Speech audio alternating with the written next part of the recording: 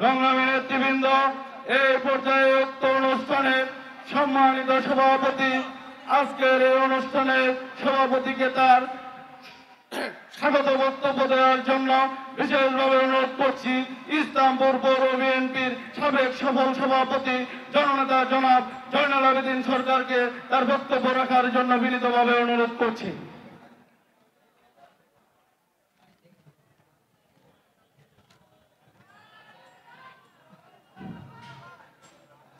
বিসমিল্লাহির রহমানির রহিম।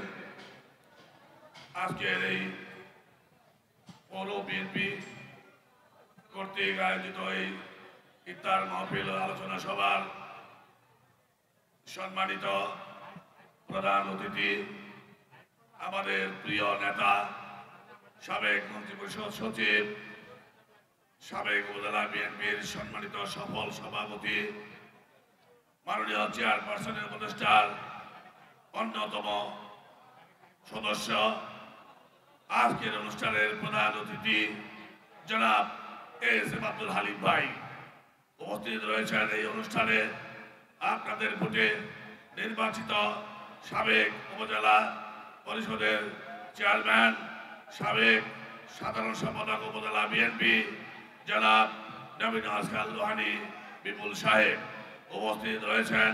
এই অনুষ্ঠানে সকল বিশেষ অতিথিবৃন্দ উপস্থিত রয়েছেন। এই অনুষ্ঠানে বিভিন্ন ওয়ার্ডের পৌর বিএনপির নেতৃবৃন্দ, ছাত্রদল, যুবদল, শ্রমিক দল, সকল নেতৃবৃন্দ উপস্থিত রয়েছেন। এই অনুষ্ঠানে বিভিন্ন ইউনিয়নের নেতৃবৃন্দ উপস্থিত রয়েছেন।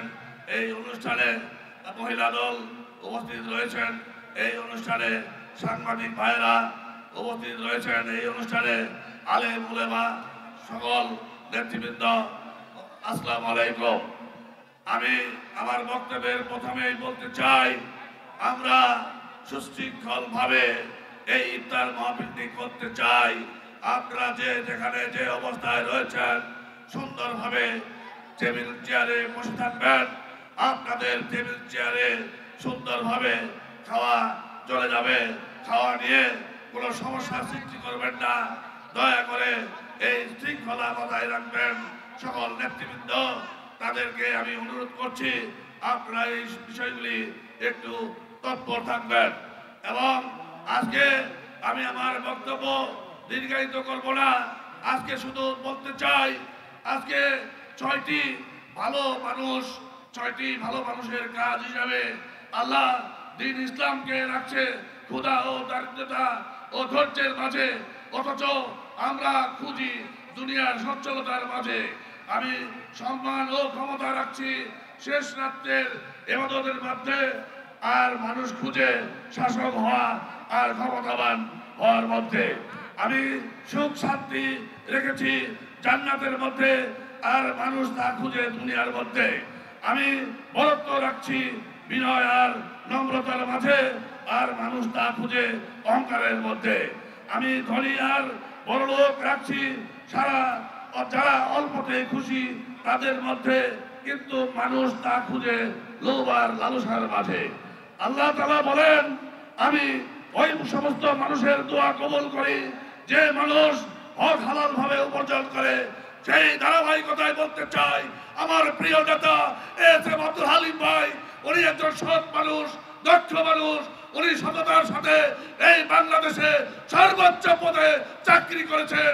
ওনাকে অন্যায় ভাবে, ওনাকে কোনো দুর্নীতি, ওনাকে কোনো সদলনীতি স্পর্শ করতে পারে না। এই ভাইয়ের আমার, আমরা সেই সুযোগ পেয়েছি ইসলামপুরে। আমাদের ইসলামপুরে 12 ইউনিয়নের একটি পৌরসভার আমরা একটি নেতা পেয়েছি, এস.এম. আব্দুল হালিম ভাই।